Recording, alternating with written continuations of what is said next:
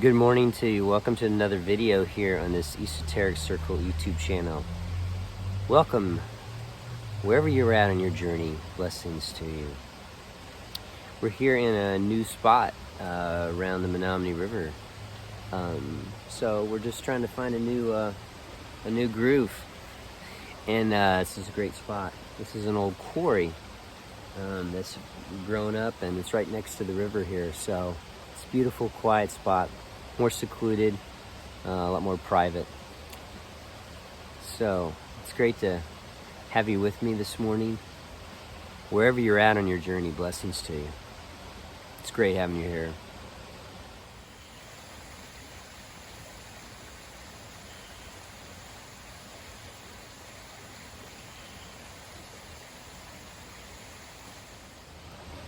I've talked about these guys on our channel before, but Alphonse and Rachel Getman.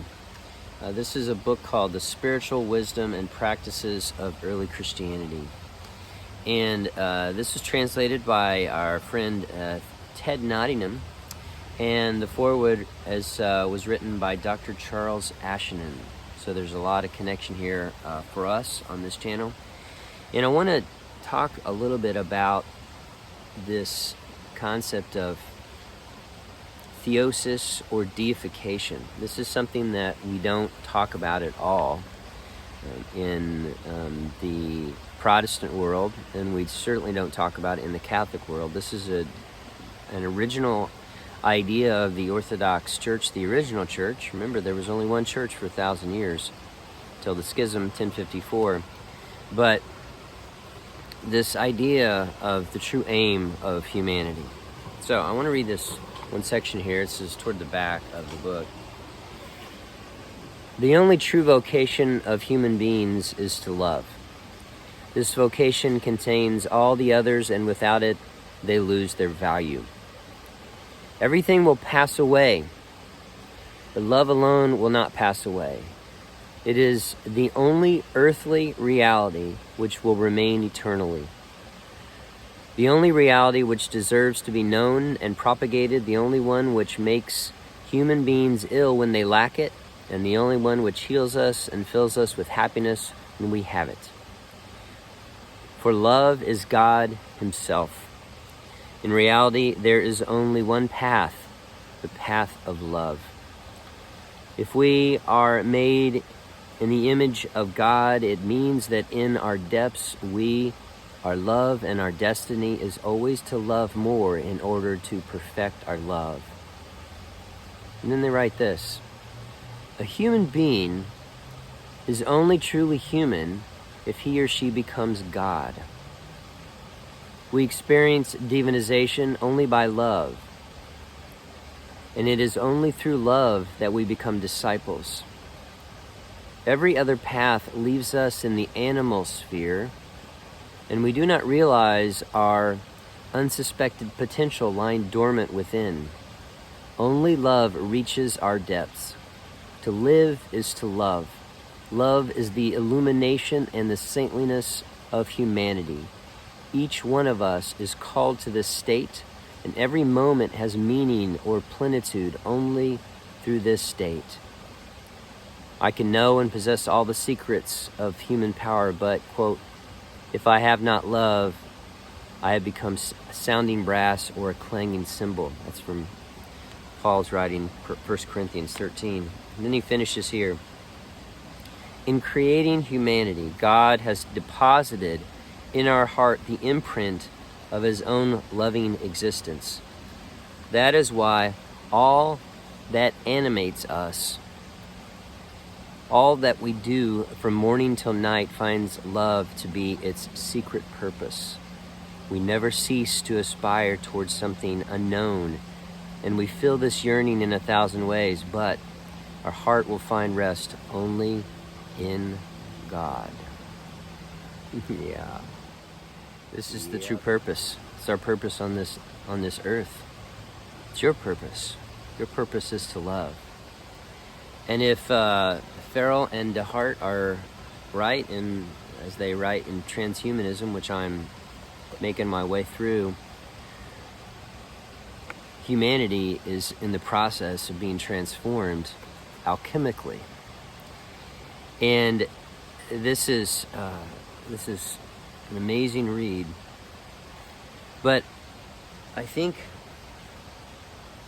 what is happening is we are being transformed into something we are not. Through what we eat,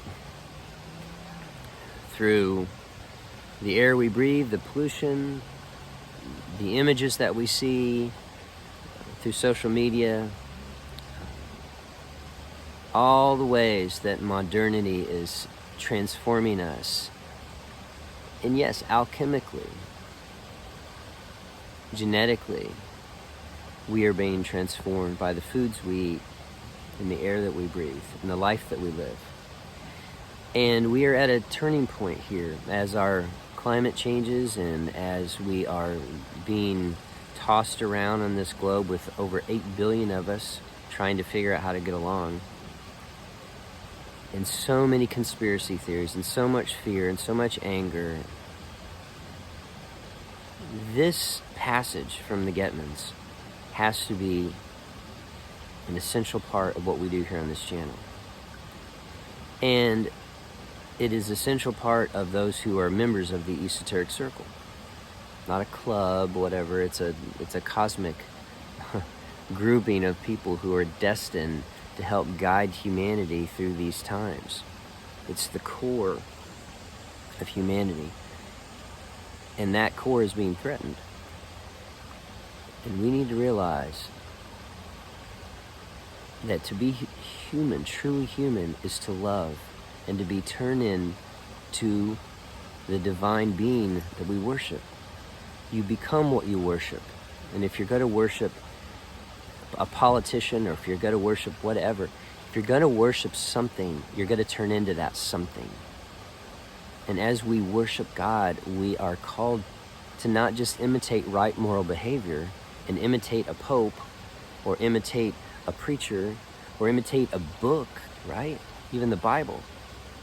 We're called to be transformed in the blink of an eye. We are called to be transformed. This process of theosis, divinization, this is what we're after here.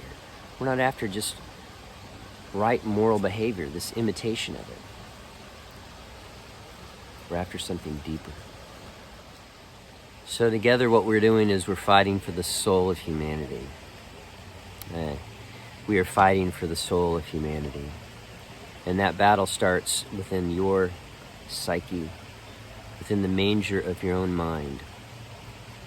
And allowing God to work through you and transform you and be open to new and fantastic messages from God, which bring us closer and closer to hearing the message that God is saying to us, guiding us and directing us in this path, this new path. And being able to be courageous enough to stand up to the really sinister things that are going on behind the scenes. And we have to fight for this. And the way we fight for this is we love, and we allow love to transform us. Not through alchemy. We let love transform us, right? We let love transform us and divinize us and transform us into the spiritual beings that we are meant to become. Blessings to you.